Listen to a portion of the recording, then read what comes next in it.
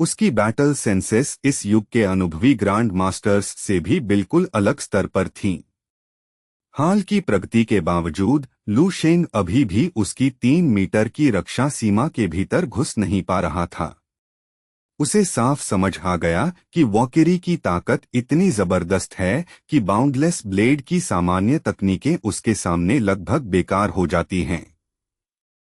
लू शेंग ने एक जोखिम भरी योजना सोची। अगर वह अपनी सारी छुपी हुई ताकत एक ही घातक वार में बाउंडलेस ब्लेड व्हील के साथ लगा दे तो शायद थोड़ा सा मौका है कि वह वॉकेरी ग्रैंड मास्टर को गंभीर चोट पहुंचा सके।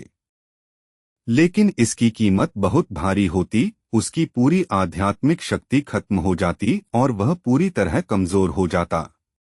और उसके तुरंत बाद वॉकेरी ग्रैंड मास्टर उसकी कमजोरी का फायदा उठाकर एक ही भाले के वार से उसे खत्म कर देती। इसके विपरीत अनडाइंग गोल्डन बॉडी के प्रभाव में लू शेंग की गति उसकी दिव्य रफ्तार के बराबर पहुंच गई थी। जब तक वह रक्षात्मक रहता और हमला करने का जोखिम नहीं लेता तब तक उसके वार उसे छू भी नहीं सकते थे। इस गतिरोध में उसने समझ लिया कि बचते रहना ही फिलहाल सबसे सुरक्षित रणनीति है। लू शेंग की नई गति की वजह से एक अजीब संतुलन बन गया था। भले ही उसे हमला करने का मौका नहीं मिल रहा था, लेकिन वॉकेरी ग्रैंड मास्टर भी उस तेज और फुर्तीले लू शेंग पर कोई बड़ा वार नहीं कर पा रही थी। यह स्थिति काफी परेशान करने वाली थी, क्योंकि उसके पास अपनी प्रगति को मापने के लिए कोई और उपयुक्त प्रतिद्वंद्वी नहीं था। वॉकेरी के खिलाफ लड़ना मौत के साथ नाचने जैसा था। फिलहाल वही एकमात्र अस्तित्व थी जो उसे गंभीर चोट या स्थायी मौत दे सकती थी। इससे कम खतरनाक किसी मापदंड के बिना उसे अभी भी नहीं पता था कि मार्शल हायरार्की में उसकी असली जगह कहाँ है। आखिरकार लू शेंग वॉकेरी ग्रैंड मास्टर के साथ लंबे चेतना संबंध से जागा। उसने उगते सूरज की ओर देखा और समझ गया कि कल का ग्रेजुएशन एग्जाम ही उसकी सीमाओं की असली परीक्षा होगा। उसका लक्ष्य सिर्फ सिटी मार्शल आर्ट्स चैंपियन बनना नहीं था, वह तो सीधे प्रोविंशियल मार्शल आर्ट्स चैंपियन का खिताब चाहता था। ये उसके लिए फिलहाल के लक्ष्य थे, लेकिन उसकी असली महत्वाकांक्षा इससे कहीं आगे थी। वह जानता था कि उसे इतिहास के किसी भी छात्र से ज्यादा मेहनत करनी होगी। लू शेंग लगातार मेथड ऑफ क्रिस्टल कॉन्टेम्पलेशन का अभ्यास करता रहा, जो उसकी आत्मा को लगातार मजबूत करता था और जरूरत पड़ने पर सेल्फ हिप्नोसिस के लिए भी काम आता था। एस्ट्रल बॉडी रिफाइनिंग टेक्निक, जो ग्रह के कोर जैसी ऊर्जा देती थी, और अनडाइंग गोल्डन बॉडी की पुनर्जीवन क्षमता के साथ मिलकर उसका शरीर अद्भुत रक्षा वाला बन चुका था। वह अत्यधिक गुरुत्वाकर्षण में भी स्वतंत्र रूप से चल सकता था, लेकिन उसे पता था कि अभी वह सर्वोच्च शिखर तक नहीं पहुंचा है। उस सुबह रसोई में झेंग यूफेन ने गर्म गर्म बंस बनाए थे, बिल्कुल वही जो लू शेंग को नाश्ते में सबसे ज्यादा पसंद थे। वह उसे खाते हुए गर्व और चिंता के मिलेजुले भाव से देख रही थी। पेट भरकर खाओ और आज अपना पूरा दम लगा देना, शेंगे। तुम्हारे माता पिता तुम्हारी सफलता के लिए प्रार्थना कर रहे हैं। लू किंग भी खाते खाते बोली, भैया मुझे भी टेस्टिंग सेंटर चलने दो। मेरी ताकत हाल में बहुत बढ़ गई है। अगर अनुमति मिले तो मैं भी तुम्हारे साथ शुरुआती राउंड आसानी से पार कर सकती हूँ। लू शेंग ने कुछ ही कौर में अपना बन खत्म किया और अपनी बहन की तरफ शरारती मुस्कान से देखा। बुरा विचार नहीं है। तुम साथ चल सकती हो और इस हाई प्रेशर माहौल को महसूस कर सकती हो। फिर जब कुछ साल बाद तुम्हारी बारी आएगी तो इतनी घबराहट नहीं होगी। लू किंग का चेहरा तुरंत बिगड़ गया।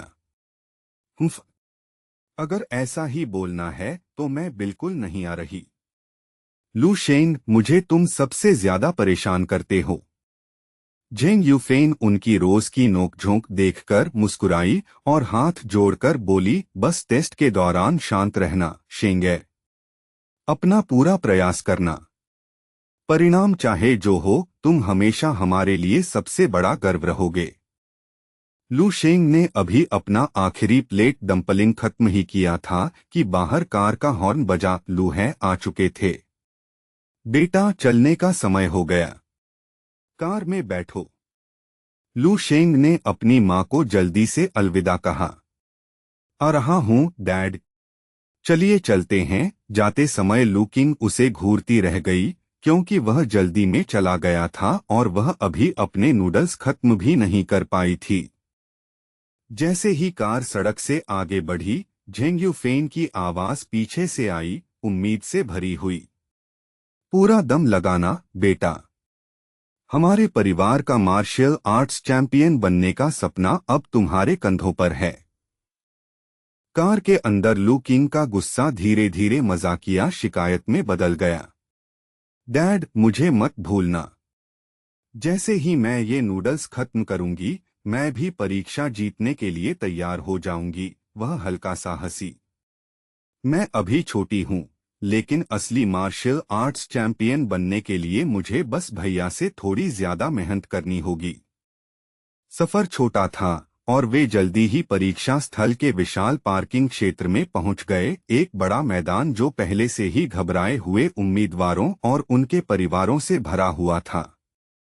लू शेंग शांत भाव से कार का दरवाजा खोलकर बाहर उतरा। हर तरफ माता पिता अपने बच्चों को आखिरी सलाह दे रहे थे। उसने पास से कुछ बातें सुनी। सुनो बेटा, ध्यान बनाए रखना। दबाव में मत आना। दुनिया को दिखाओ कि तुम क्या कर सकते हो। अगर किसी बड़े मार्शल आर्ट्स एकेडमी में दाखिला मिल गया तो हमारे परिवार की किस्मत बदल जाएगी।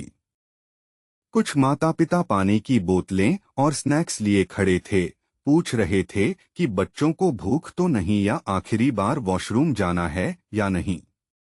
फिर घबराहट भरी याद दिलाने की आवाजें आने लगीं। तुम्हारा आईडी, एडमिट कार्ड, कहीं घर पर तो नहीं छोड़ आए। यहीं रुको, मैं अभी टैक्सी लेकर जाकर ले आता हूँ। हवा में माता पिता की चिंता और छात्रों की महत्वाकांक्षा का अजीब मिश्रण भरा हुआ था। भीड़ में चलते हुए लू शेंग को अजीब सी यादें महसूस हुई। काफी समय हो गया था जब उसने एक सामान्य छात्र की तरह जीवन जिया था। उसने लूहे की ओर देखा, जो पिछले महीनों में उसका सबसे बड़ा सहारा रहे थे। उसके पिता भी सालों पहले इसी जगह अपने परीक्षा के लिए खड़े हुए थे, लेकिन संसाधनों की कमी और खराब पोषण के कारण वह जल्दी ही बाहर हो गए थे। लूहे ने आगे बढ़कर लू शेंग के कंधे पर गर्व से हाथ रखा और मुस्कुराए। बेटा, तुम पहले ही मुझसे 100 गुना बेहतर मार्शल आर्टिस्ट हो। मैं लंबा भाषण नहीं दूंगा, बस एक बात कहूंगा, अपना पूरा दम लगा देना। ये सरल शब्द लू शेंग के दिल में गहराई तक उतर गए और उसका ध्यान और तेज हो गया। मैं जरूर करूंगा डैड, उसने धीरे से कहा। लू किंग ने भी उसका हाथ पकड़ लिया। जाओ भैया, जीत कर आओ। डैड और मैं यहीं अच्छी खबर का इंतजार करेंगे। लू शेंग ने उन्हें आखिरी बार आश्वस्त करने वाला हाथ हिलाया और फिर मुड़कर रजिस्ट्रेशन गेट्स की ओर चल पड़ा। आखिरकार घंटियां बजीं और वार्षिक बड़े मार्शल आर्ट्स एग्जामिनेशन की शुरुआत का संकेत मिला। हजारों उम्मीदवार व्यवस्थित कतारों में खड़े हो गए।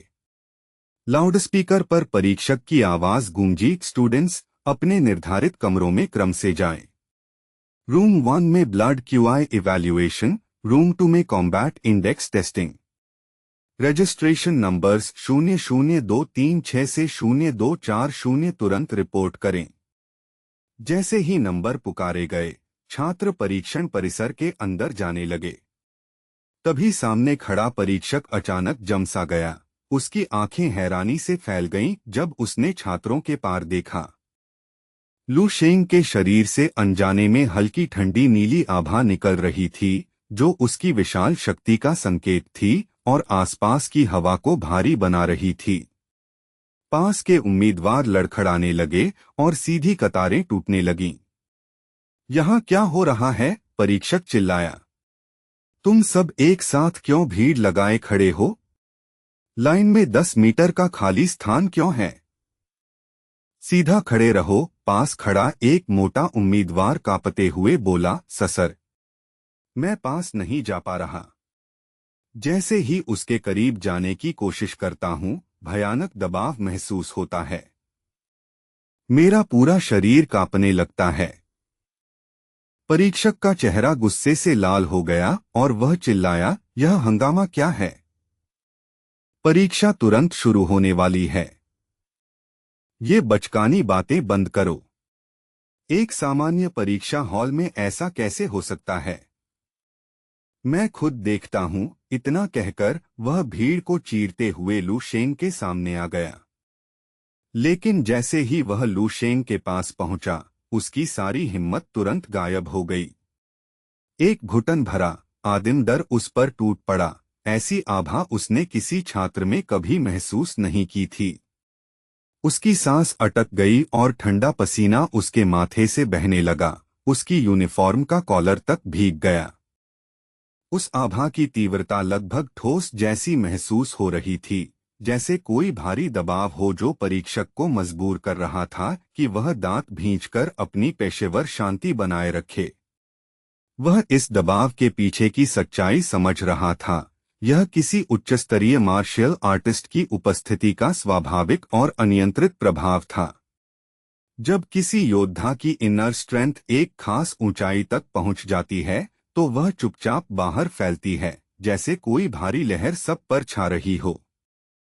कम कल्टीवेशन वाले लोगों या आम नागरिकों के लिए लू शेंग के पास जाना ऐसा लग रहा था जैसे किसी शीर्ष शिकारी के इलाके में कदम रखना।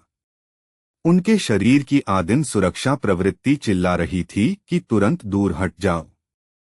यह शरीर की स्वाभाविक प्रतिक्रिया थी, खतरे से बचने का एक जैविक संकेत जो उन्हें किसी संभावित विनाश के स्रोत से दूर रहने के लिए मजबूर कर रहा था। परीक्षक ने अपने सामने खड़े उस युवक को ध्यान से देखा और उसके मन में अविश्वास और डर दोनों बढ़ते जा रहे थे। यह कैसा अजीब राक्षस है? उसने मन ही मन सोचा। उसके हाथ हल्के से कांप रहे थे। उसकी नजर में लू शेंग की आंखों में छात्रों जैसी गर्माहट बिल्कुल नहीं थी। वह तो किसी जंगली शिकारी की तरह ठंडी और खतरनाक लग रही थीं। अपनी थोड़ी बहुत बची हुई इज्जत बचाने की कोशिश में परीक्षक ने गला साफ किया, लेकिन आवाज में घबराहट साफ झलक रही थी। स्टूडेंट लू शेंग, कृपया अपने प्रारंभिक ब्लड क्यूआई इवैल्यूएशन के लिए अलग निजी परीक्षण कक्ष में जाएं। हमें आपके स्तर के अनुसार उपकरण को सही तरीके से कैलिब्रेट करना होगा। फिर उसने कांपते हाथ से बाकी छात्रों की ओर इशारा किया।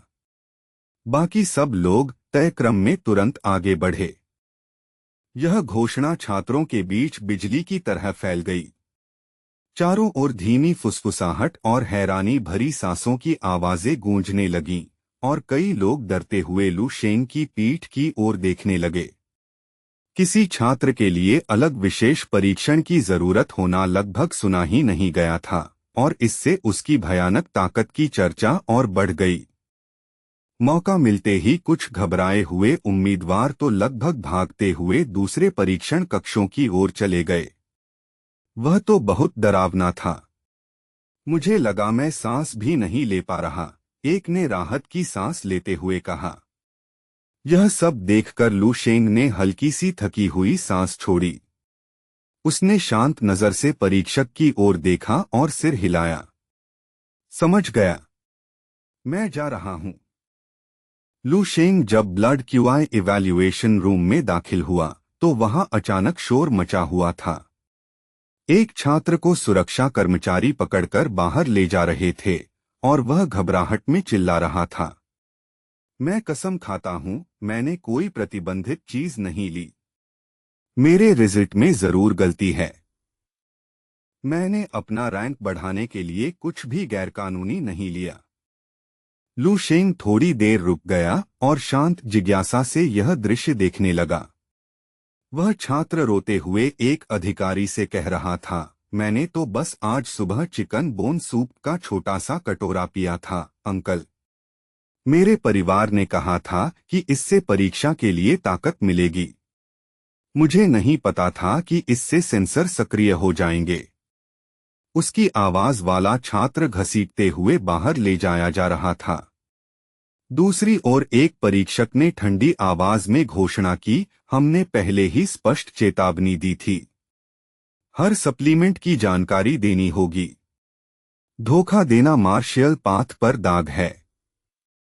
तुम्हें अयोग्य घोषित किया जाता है और अगले 3 साल तक किसी भी परीक्षा में बैठने की अनुमति नहीं होगी। नियम बिल्कुल स्पष्ट हैं। अब तुम्हें अपनी गलती की कीमत चुकानी होगी। दरवाजा बंद होते ही लड़के की मैंने चीटिंग नहीं की वाली आवाज धीरे धीरे गायब हो गई।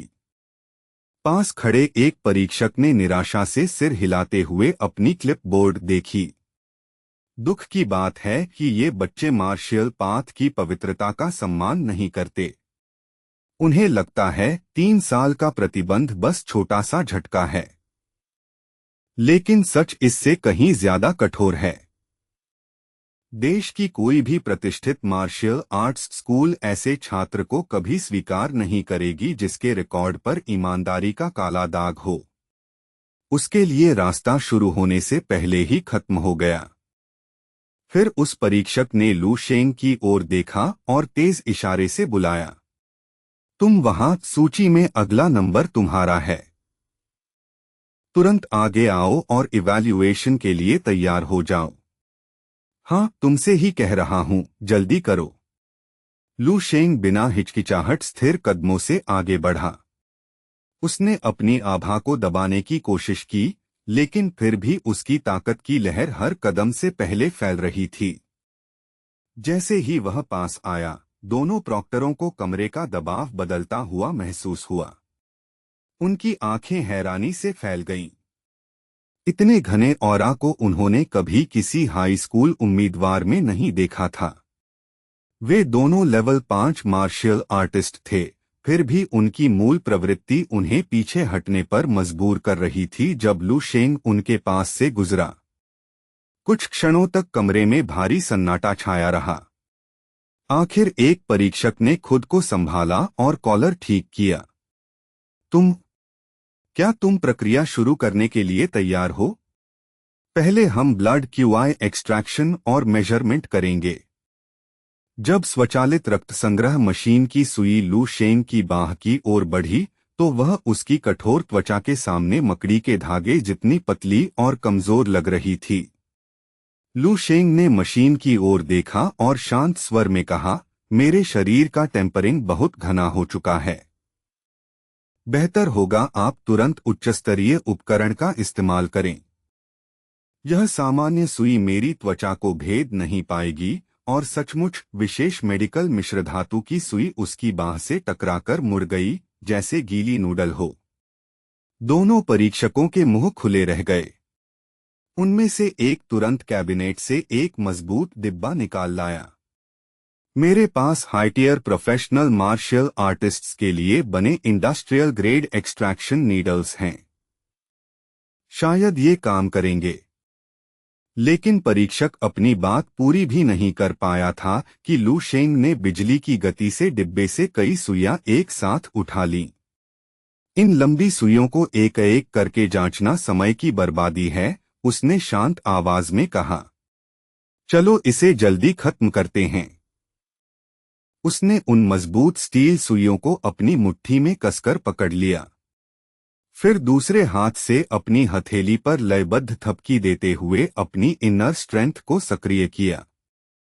देखते ही देखते वे तथाकथित मजबूत सुइयां उसकी मुट्ठी में टूटकर बिखर गईं, जैसे सूखी घास के टुकड़े हों। दोनों परीक्षक अब कांप रहे थे, उनके चेहरे पर पसीना बह रहा था। इस छात्र का शरीर आखिर कितना कठोर है, उनमें से एक ने फुसफुसाया। फिर घबराकर उन्होंने बाहर की ओर इशारा किया। हमें यह मामला ऊपर रिपोर्ट करना पड़ेगा। अभी के लिए आप कॉम्बैट पावर टेस्टिंग रूम में जाकर अगला परीक्षण करें। ठीक है, मैं चलता हूं, लू शेंग ने शांत स्वर में कहा। वह मुड़ा और कॉम्बैट पावर टेस्टिंग जोन की ओर बढ़ गया, पीछे स्तब्ध खड़े दोनों परीक्षकों को छोड़ते हुए। विस्तृत परीक्षण हॉल में उस समय एक और छात्र अपना टेस्ट दे रहा था। उसने जोर से गरजते हुए चिल्लाया, हाँ, मर जा, और पूरी ताकत के साथ सेंसर डमी पर हमला किया। टकराव के साथ चमकीली नीली आभा फूट पड़ी और कमरा रोशनी से भर गया। डिजिटल स्क्रीन झिलमिलाई और फिर एक अच्छा नंबर दिखाने लगी। मेरी कॉम्बैट पावर 100 से ज्यादा है। डोंगनिंग मार्शल आर्ट्स यूनिवर्सिटी अब मेरी पहुंच में है, वह छात्र हांफते हुए बोला। तभी एक परीक्षक ने देखा कि पिछले कमरे वाले परीक्षक लू शेंग को लेकर अंदर आ रहे हैं। ओल्ड जैन, तुम इतनी जल्दी अपनी पोस्ट छोड़कर यहाँ क्यों आ गए? उसने चश्मा ठीक करते हुए पूछा। अगले उम्मीदवार के ब्लड क्यूआई रिजल्ट्स अभी दर्ज भी नहीं हुए होंगे। ओल्ड जैन उसके पास झुककर धीरे धीरे कुछ समझाने लगा। उसकी बात सुनते ही दूसरे परीक्षक का चेहरा पीला पड़ गया। क्या सच में उसने ऐसा किया? ओल्ड जैन की नजर सीधे लू शेंग पर टिकी हुई थी। रजिस्टर बाद में भरना। क्या तुम्हारी मशीन सही कैलिब्रेटेड है? तुरंत इस स्टैंडर्ड यूनिट को हाई एंड इंडस्ट्रियल मॉडल से बदलो। अगर मशीन टूट गई या माप गलत हुआ तो हमारी प्रतिष्ठा खत्म हो जाएगी। दूसरे परीक्षक ने हंसते हुए कहा, हालांकि उसकी आवाज थोड़ी बनावटी लग रही थी। आराम करो जैंग, यह मशीन बिल्कुल ठीक है। यह जापान से आयात किया गया नवीनतम मॉडल है। इसकी सीमा 9,90,000 तक है। पीक लेवल 6 मार्शल आर्टिस्ट भी इसे पार नहीं कर सकता। क्या तुम कहना चाहते हो कि यह लड़का कोई छुपा हुआ ग्रैंड मास्टर है? चिंता मत करो, सब नियंत्रण में है, उसने हंसते हुए आवाज लगाई। अरे तुम लू शेंग हो न? आगे आओ, अब तुम्हारी बारी है।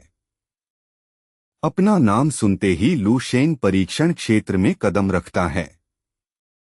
दूर से ही परीक्षक को उसकी गर्दन के पीछे ठंडी सिहरन महसूस होती है। लड़के के आसपास की हवा में कुछ अजीब सा था, जैसे तूफान से पहले की खामोशी। रुको, एक पल वहीं रुक जाओ, परीक्षक हकलाया। जैसे ही लू शेंग और पास आया, उसके आसपास काले और लाल रंग की डरावनी आभा बनने लगी, इतनी घनी की रोशनी भी थोड़ी विकृत हो गई। उसकी आंखों में आग सी चमक उठी और एक पल के लिए उसकी परछाई किसी प्राचीन राक्षस जैसी लगने लगी। यह दृश्य देखकर परीक्षक का दिल डर से लगभग रुक गया। लू शेंग ने हल्की सी रहस्यमयी मुस्कान दी। उसकी आवाज शांत कमरे को चीरती हुई निकली। नमस्ते एग्जामिनर, मैं परीक्षण शुरू करने के लिए तैयार हूं। मेरा नाम लू शेंग है, उसने आगे कहा। परीक्षक इतना कांप रहा था कि उसकी क्लिपबोर्ड लगभग हाथ से गिर गई। उसने किसी तरह मुस्कान बनाने की कोशिश की। अच्छा, लू शेंग, कृपया कॉम्बैट पावर मेजरमेंट मशीन के पास जाकर परीक्षण शुरू करें। लू शेंग धीमे और स्थिर कदमों से मशीन के पास पहुंचा। वह उसके सामने रुक गया और उसकी चमकदार धातु की सतह को ऐसे देखने लगा जैसे उसकी मजबूती का आकलन कर रहा हो। स्टूडेंट लू शेंग, क्या आप पूरी तरह तैयार हैं? परीक्षक ने पूछा। उसकी नजर आपातकालीन शटडाउन बटन पर भी थी। लू शेंग ने गहरी सांस ली और उसका चेहरा शांत एकाग्रता में बदल गया। कृपया मुझे तैयारी के लिए एक पल दें, लू शेंग ने धीरे से कहा। फिर उसने अपनी आंतरिक ऊर्जा को संकुचित करना शुरू किया। अचानक उसके चारों ओर दबाव 100 गुना बढ़ गया और उसकी आभा गहरे बैंगनी से चमकते लाल रंग में बदल गई।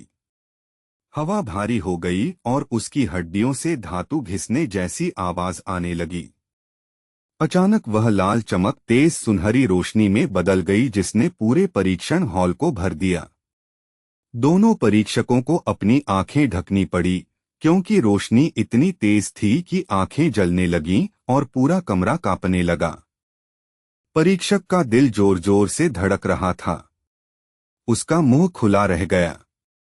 यह आखिर है क्या? उसने कांपती आवाज में कहा। किसने मुझे बताया था कि यह राक्षस सिर्फ एक छात्र है जो साधारण ग्रेजुएशन एग्जाम देने आया है? इसी बीच लू शेंग पूरी एकाग्रता में था। उसकी सारी शक्ति एक बिंदु में इकट्ठी हो रही थी। यही था उसके सफर का परिणाम, almighty state of perfect martial arts first form. Lu Sheng की पुतलियां अचानक सिकुड़ गईं और उनमें रहस्यमयी चमक आ गई। उसने धीमे से कहा, स्टेलर एमिशन। इस शक्ति को सक्रिय होते देख परीक्षक पूरी तरह जड़ हो गया। उसे समझ ही नहीं आ रहा था कि इतनी विशाल ऊर्जा कैसे संभव है। यह किसी छात्र की साधारण तकनीक नहीं थी, यह तो ग्रांड मास्टर स्तर की शक्ति जैसी लग रही थी। कमरे के बीच में लू शेंग ने अपना हाथ पीछे खींचा, वार करने की तैयारी में। यह पहली बार है जब मैंने अपनी पूरी शक्ति को एक ही बिंदु पर केंद्रित किया है, लू शेंग ने मन में सोचा। मैं भी जानना चाहता हूं कि मेरी असली सीमा क्या है। अगले ही पल उसने पूरी ताकत से मुक्का मारा। एक पल के लिए दुनिया सुनहरी चमक में डूब गई। फिर एक भयानक विस्फोट की आवाज गूंजी जिसने पूरे परीक्षण परिसर को हिला दिया।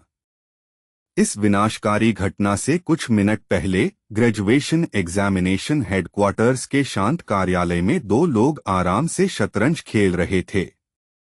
चेकमेट डायरेक्टर ल्यू, शांत आवाज आई, तभी दरवाजे पर तेज दस्तक हुई।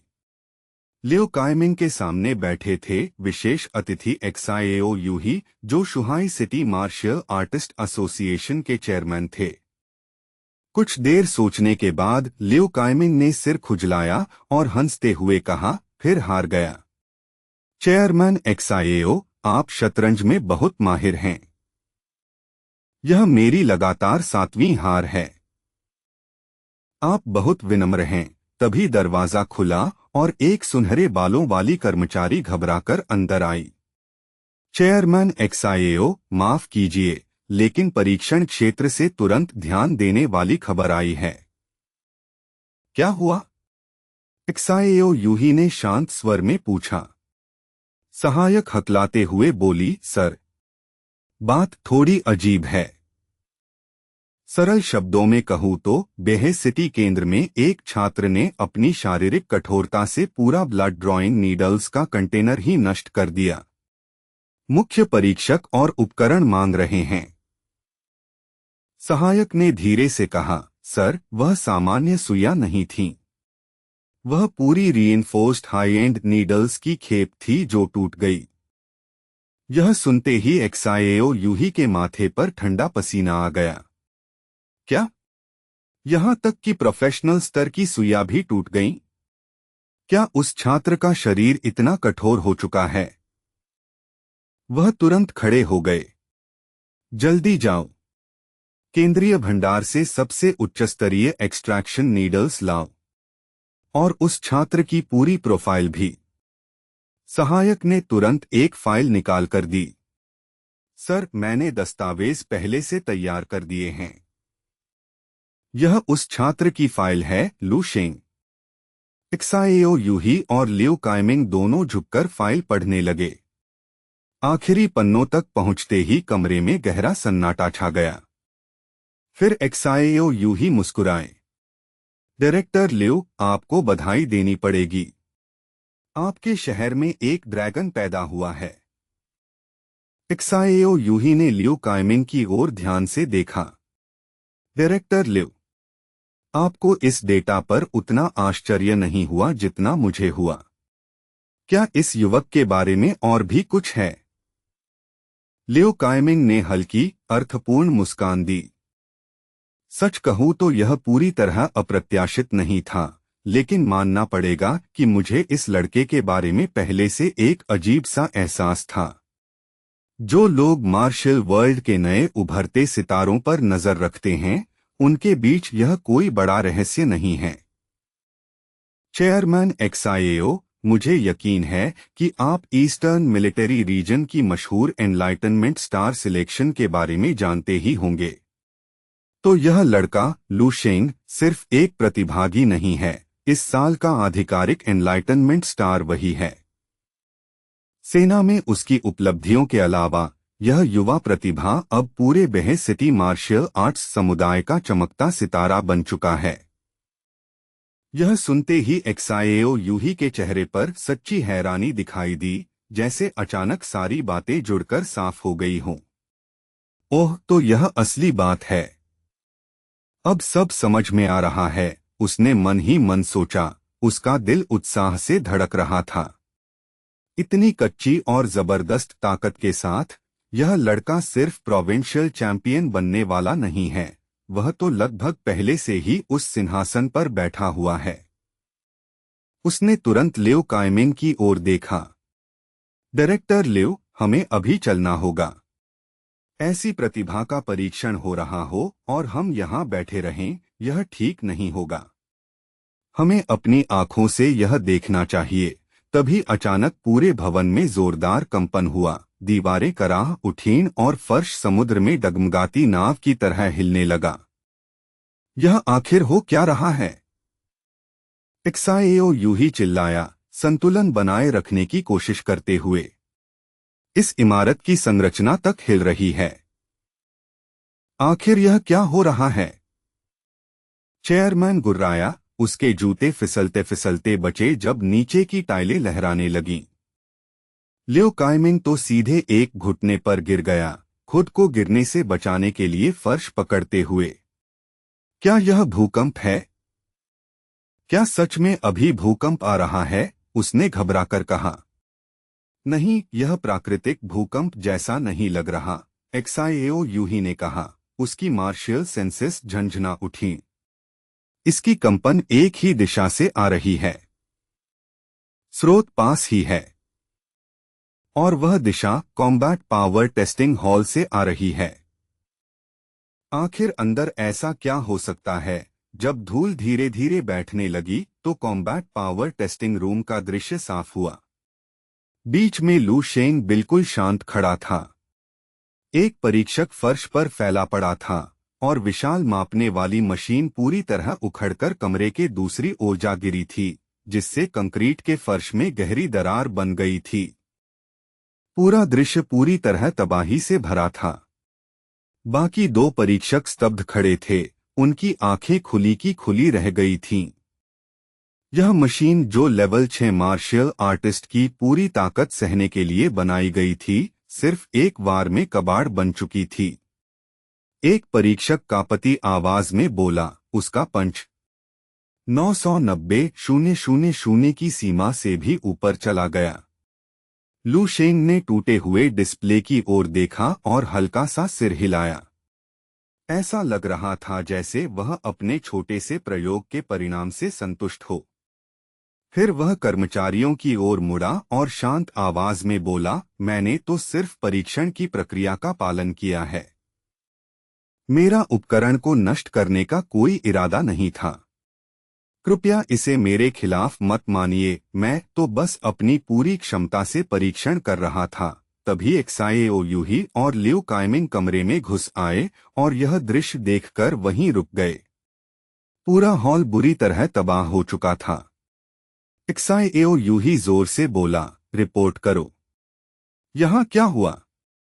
एक परीक्षक तो दबाव सह नहीं पाया और घुटनों पर गिरकर रोने लगा। चेयरमैन एक्साएओ, आप आ गए। भगवान का शुक्र है। दूसरा परीक्षक कांपती उंगली से लू शेंग की ओर इशारा कर रहा था। वह छात्र नहीं है, सर। वह तो छुपा हुआ ग्रांड मास्टर है।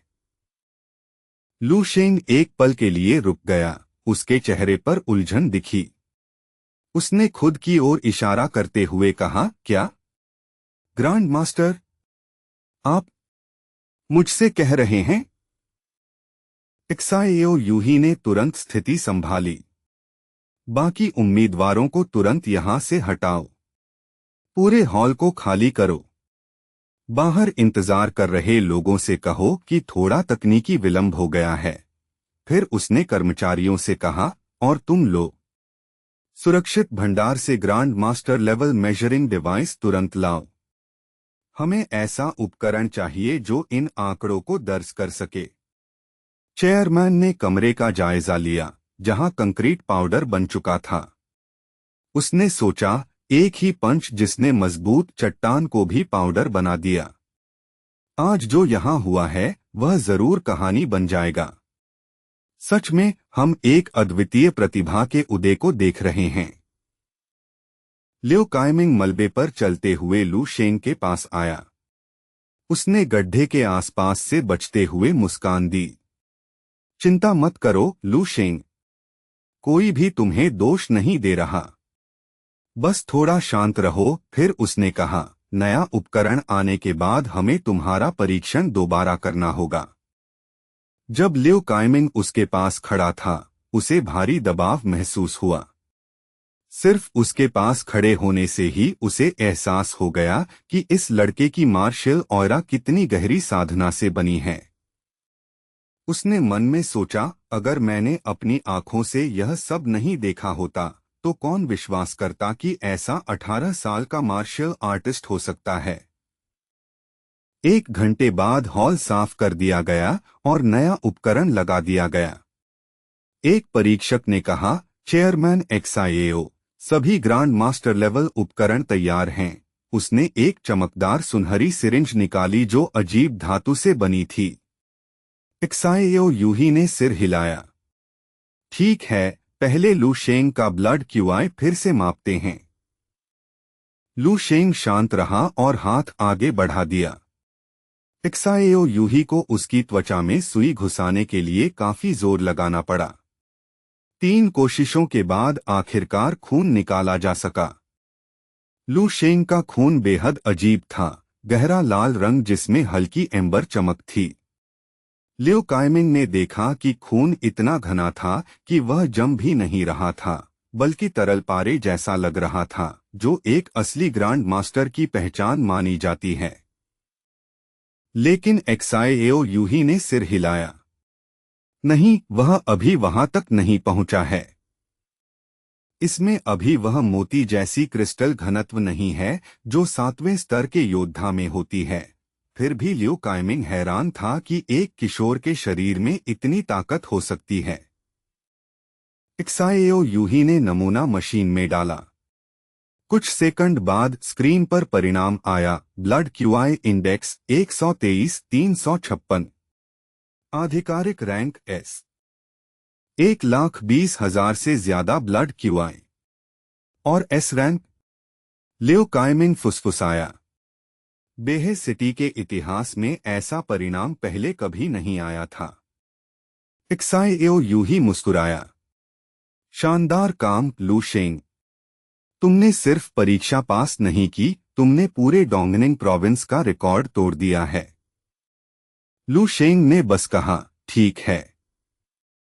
करीब 1.5 मिनट बाद स्टाफ फिर सामान्य हुआ। मुख्य परीक्षक ने कहा, chairman XIAO, combat assessment unit तैयार है। XIAO यूही ने कहा, लू शेंग, अब हमें तुम्हारी पूरी शक्ति देखनी है। जब लू शेंग उस विशाल मशीन के सामने खड़ा हुआ, XIAO यूही ने सोचा कि यह मशीन आज तक लगभग इस्तेमाल ही नहीं हुई थी। लेकिन आज यह आखिरकार अपने असली उद्देश्य के लिए इस्तेमाल होने वाली थी, एक 18 साल के राक्षस की शक्ति मापने के लिए। लू शेंग ने अपनी ऊर्जा दाहिने मुक्के में केंद्रित की। उसकी मुट्ठी से चमकदार सुनहरी रोशनी निकलने लगी, जिसमें ग्रांड मास्टर की विल की भारी शक्ति थी। फिर उसने बिना झिझक जोरदार पंच मारा। XIAO यूही और लियो काइमिंग को अपनी आंखें ढकनी पड़ी।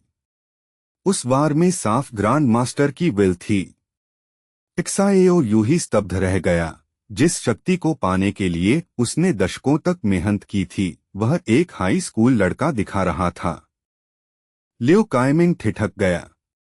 उसे समझ आ गया कि लू शेंग के लिए 7वें स्तर का रास्ता खुल चुका है।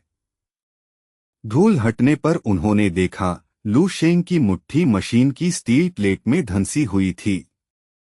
कुछ ही पल में स्क्रीन पर परिणाम आया।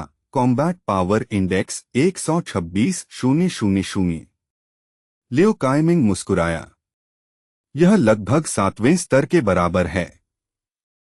व्यावहारिक रूप से उसे ग्रांड मास्टर स्तर का योद्धा माना जा सकता है। लेकिन एक्साएओ यूही अभी भी सोच रहा था। एक बात समझ नहीं आ रही, लू शेंग। तुम्हारे पास ग्रांड मास्टर की शक्ति और विल है, लेकिन तुम्हारा क्यूआई आर्मोर क्यों नहीं दिखा? लियो काइमिंग ने भी पूछा, तुम्हारी डिफेंसिव क्यूआई कहाँ है? लू शेंग की हथेली में हल्की सुनहरी रोशनी चमकी। ओह, वह इसलिए क्योंकि मैं अभी लेवल 5 तक पहुंचा ही नहीं हूं, इसलिए क्यूआई आर्मोर अभी बना ही नहीं। यह सुनकर दोनों आदमी स्तब्ध रह गए। लियो काइमिंग चिल्लाया, क्या? एक्साएओ यूही ने मुस्कुराकर कहा, डायरेक्टर लियो, आप सच में भाग्यशाली हैं। बेहे सिटी एक महान ग्रेट ग्रांड मास्टर को जन्म देने वाली है। लियो काइमिंग खुशी से हंस पड़ा। सच में एक असली ड्रैगन। फिर लियो काइमिंग ने सहायक से कहा, जल्दी तुरंत report eastern military region headquarters भेजो। इसी बीच लू शेंग अपना काम खत्म करके बाहर पार्किंग की ओर चला गया। उसने अपने पिता को आवाज दी। लू है तुरंत उसके पास आए। शेंगेर, कैसा रहा? लू किंग भी उत्साह से बोली, जल्दी बताओ, हम दोनों यहां बहुत देर से इंतजार कर रहे हैं। लू शेंग ने शांत स्वर में कहा, परिणाम मेरी उम्मीद से थोड़ा बेहतर रहे। कैपिटल की फर्स्ट मार्शल आर्ट्स यूनिवर्सिटी में प्रवेश मिलना मुश्किल नहीं होगा। लू किंग खुशी से उछल पड़ी। थोड़ा बेहतर? मतलब तुम पूरे देश के टॉपर भी बन सकते हो। तीनों ने खुशी में कई सेल्फी ली, इस ऐतिहासिक पल को यादगार बनाने के लिए। उस रात अकेले में लू शेंग ने हिडन सिस्टम में अपना प्रोफाइल खोला। स्क्रीन पर लिखा था, नेम लू शेंग, gender male, projected life span 297 years, martial path level 8 great grand master. Record में लिखा था कि उसी साल वह पूरे देश में टॉप करके कैपिटल की 7th मार्शल आर्ट्स यूनिवर्सिटी में प्रवेश पा गया। भविष्य में उसने ईस्टर्न मिलिट्री रीजन ज्वाइन किया, 32 साल में ग्रांड मास्टर बना और 54 में ग्रेट ग्रांड मास्टर। 60 साल की उम्र में वह 4 महान जनरलों में से एक बन गया। फिर उसने पढ़ा कि उसके भविष्य में जुड़वा बेटियां होंगी, जिससे उसके दिल में गर्माहट आ गई। लू शेंग ने मुट्ठी कस ली।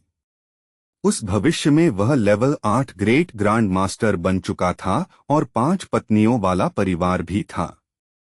हाँ, टियर 4 एक्सेस, वह हंसा। इससे वह लेवल 11 मार्शियल टेक्निक्स के अगले भाग डाउनलोड कर सकता था।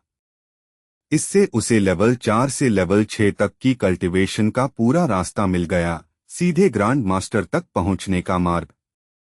इस मैनुअल में सिर्फ ट्रेनिंग ही नहीं, बल्कि इंटरनल एसेंस को रिफाइन करने का रहस्यमय तरीका भी था। सौभाग्य से रिकॉर्ड बताते थे कि शी शेंगनिंग वैंग ही की मार्शियल फिलॉसफी का वफादार अनुयायी था। जब तक लू शेंग अपना ब्लड क्यूआई बढ़ाता रहेगा, उसका ग्रांड मास्टर बनना लगभग तय था। लेकिन वह सोचने लगा, क्या वैंग ही का मार्शियल दांव बाकी प्राचीन मास्टर्स के रास्तों जितना ही शक्तिशाली था? शायद उनकी नींव और अंतिम उपलब्धियां बिल्कुल अलग थीं। आखिरकार वह उनका दांव है, मेरा नहीं, लू शेंग ने सोचा। ग्रांड मास्टर के स्तर तक पहुंचने के लिए जो रास्ता वह बनाएगा, उसकी नींव भले ही वैंग ही पर होगी, लेकिन आगे चलकर वह अपने पूर्वज की सीमाओं को पार करके उससे भी आगे निकलने वाला था। इधर असली दुनिया में लू है पहले से ही बेहद उत्साहित था और अपने बेटे की आने वाली सफलता के लिए बड़े जश्न की तैयारी करने लगा। मेरे बेटे की सफलता अब बस आने ही वाली है। इस मौके पर हमें बड़ा उत्सव मनाना ही होगा। साथ वाले घर में पति खिड़की से बाहर देख रहा था। उसने पत्नी से कहा, सुनो, क्या तुमने नए पड़ोसियों को देखा? वे पहले से ही लाल लालटेन टांग रहे हैं और पटाखों की तैयारी कर रहे हैं। लगता है कुछ बहुत बड़ा जश्न होने वाला है। लेकिन उसकी पत्नी ने नाराज होकर जवाब दिया, जश्न किस बात का? जब से वे लोग इस मोहल्ले में आए हैं, यहाँ की शांति पूरी तरह खत्म हो गई है। वह झुंझलाकर बोली। उसने हाथ झटकते हुए कहा, पहले यह इलाका खास लोगों के लिए था, लेकिन अब कीमतें गिर गई हैं तो कोई भी आम आदमी यहाँ घर खरीद सकता है। जरा उनकी हालत देखो, कितने देहाती लगते हैं। बिल्कुल घिन आती है। ये नए लोग बस शोर ही मचा रहे हैं। आज सुबह मैंने उन्हें दरवाजे पर देखा। ढेर सारे संतरे पकड़े हुए थे, जैसे उन्होंने कभी फल देखे ही न हों। हर जगह गिरा रहे थे, छिलके खराब कर रहे थे और आधे घंटे तक रास्ता रोककर खड़े रहे। पूरा तमाशा बना रखा था। मुझे तो अभी भी डर है कि कहीं उस चिपचिपे संतरे का रस मेरी कार पर न गिर गया हो। बस यह सोचकर ही घिन आती है। वह गुस्से से बोली। पति ने उसकी बढ़ती नाराजगी देखकर धीरे से कहा, अरे, इतना गुस्सा करने की जरूरत नहीं है। आखिर हम सब पड़ोसी ही हैं। थोड़ी शालीनता रखना अच्छा होता है। पत्नी तुरंत उसकी ओर मुड़ी, आंखों में गुस्सा भरा था। क्या? मैं तुम्हारी पत्नी हूं और तुम उन देहातियों का पक्ष ले रहे हो? तभी अचानक कार के हॉर्न की 9 तेज आवाजें हवा में गूंज उठीं। महिला घबरा गई और तुरंत अपने कान ढक लिए। अरे, यह कौन पागल इतनी आवाज कर रहा है? जरूर वही कंगाल पड़ोसी होगा। सिर्फ इसलिए कि मैंने गलती से उसके कुछ संतरे पर पैर रख दिया था। बस देख लेना, मैं ट्रक भर कचरा उसके घर के सामने डलवा दूंगी। जबकि पत्नी गुस्से में बड़बड़ा रही थी। पति चुप खड़ा कार की नंबर प्लेट देख रहा था। उसके माथे पर ठंडा पसीना आने लगा। रुको, उस नंबर प्लेट को देखो, उसने धीमी आवाज में कहा। D00000001। यह कोई साधारण कार नहीं है। यह तो पड़ोसी प्रांत के सबसे बड़े कार्यालय की गाड़ी है। इसका मतलब है प्रोविंशियल गवर्नर खुद यहां आए हैं। हॉर्न फिर 9 बार बजा। यह सबसे ऊंचे सम्मान के लिए इस्तेमाल होने वाला संकेत था। लाउडस्पीकर से आवाज आई, सर्वोच्च मार्शियल टैलेंट के जन्म पर बधाई। पति की आंखें फैल गईं। गवर्नर यहां आए हैं। जरूर किसी नेशनल मार्शियल आर्ट्स चैंपियन के लिए। सुना था कि इस साल का टॉपर बेहे सिटी से है, लेकिन यह नहीं सोचा था कि वह यहीं हमारे कॉम्प्लेक्स में रहता होगा। पत्नी चिढ़कर बोली, क्या बकवास कर रहे हो? नेशनल चैंपियन यहां कैसे रह सकता है?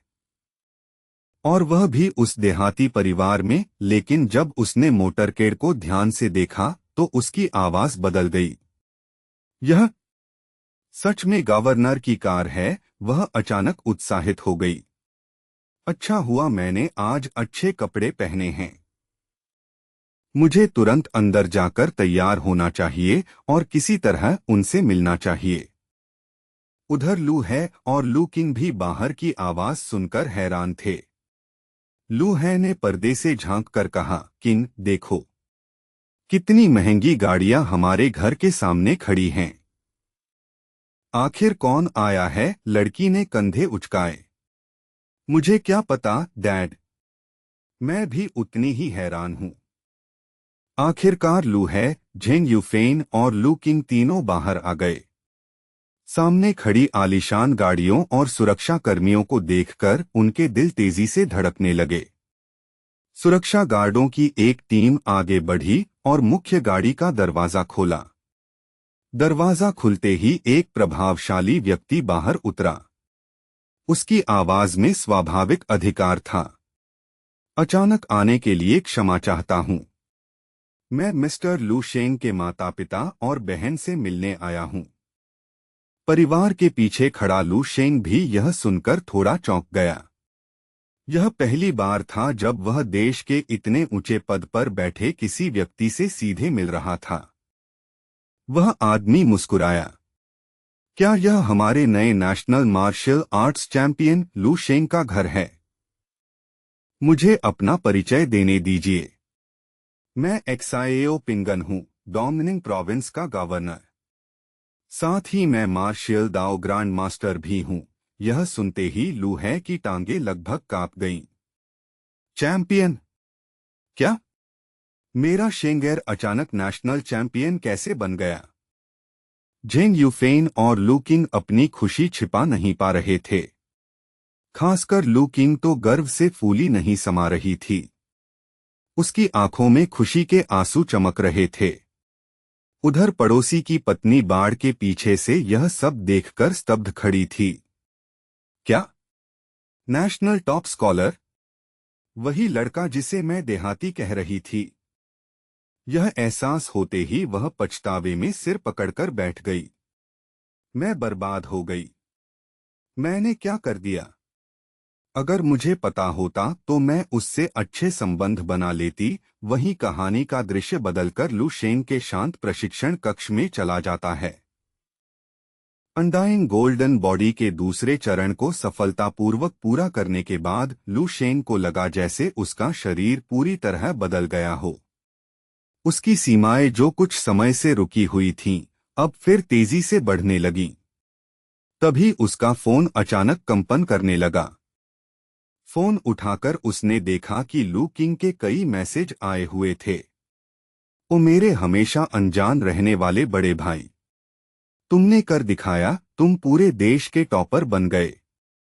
National martial arts champion. साथ में उसने कई मजेदार इमोजी भेजे थे। हमारे घर पर अभी बड़े बड़े लोग आए हुए हैं और तुम शायद अभी भी सो रहे हो। जल्दी नीचे आओ। प्रोविंशियल गवर्नर खुद हमारे लिविंग रूम में बैठे हैं। लू शेंग स्क्रीन देखकर चौंक गया। Provincial governor? मेरे घर पर? उसने तुरंत आंखें बंद कर अपनी मानसिक शक्ति फैलाकर स्थिति का निरीक्षण किया। उसकी चेतना से बैंगनी आध्यात्मिक ऊर्जा फैल गई और पूरे घर को घेर लिया। उसने महसूस किया, यह सच में ग्रांड मास्टर की आभा है। उसने हर मेहमान की ऊर्जा को पहचान लिया। एक और व्यक्ति की ऊर्जा बेहद शक्तिशाली थी, जैसे कोई जलता हुआ भट्ठा हो। इतनी ताकत केवल किसी उच्च स्तर के ग्रांड मास्टर की ही हो सकती थी। नीचे लिविंग रूम में गवर्नर एक्साएओ पिंगन अचानक सीढ़ियों की ओर देखने लगे और मुस्कुराए। लगता है हमारा नेशनल चैंपियन आखिरकार आ ही गया। लू शेंग शांत कदमों से सीढ़ियां उतरकर आया और हल्का सा झुककर बोला, देरी के लिए क्षमा चाहता हूं। उम्मीद है मैंने आप सभी को ज्यादा इंतजार नहीं कराया। कमरे में मौजूद अधिकारी उसे ध्यान से देख रहे थे। इतनी कम उम्र में इतनी स्थिरता और गहरी आभा, यह सच में अद्भुत था। लू है गर्व से बोला, शेंगेर, यह है डोंगनिंग प्रोविंस के गवर्नर एक्साएओ पिंगन और यह है बेहे सिटी मार्शल आर्टिस्ट्स एसोसिएशन के प्रेसिडेंट एक्साएओ यूही। लू शेंग ने आगे बढ़कर गवर्नर से हाथ मिलाया। गवर्नर मुस्कुराए। तुमसे मिलकर खुशी हुई, लू शेंग। तुमने हमारी उम्मीदों से भी ज्यादा कर दिखाया। मैं आज खास तौर पर तुम्हें बधाई देने आया हूं। तुम इस साल के ग्रेजुएशन एग्जाम्स में पूरे देश के टॉपर बने हो, सच्चे ड्रैगन ऑफ द नेशन। लू शेंग ने पूछा, क्या परिणाम पहले ही तय हो गए? गवर्नर हंस पड़े। मुख्य आंकड़े तय हो चुके हैं। औपचारिक घोषणा बस बाकी है।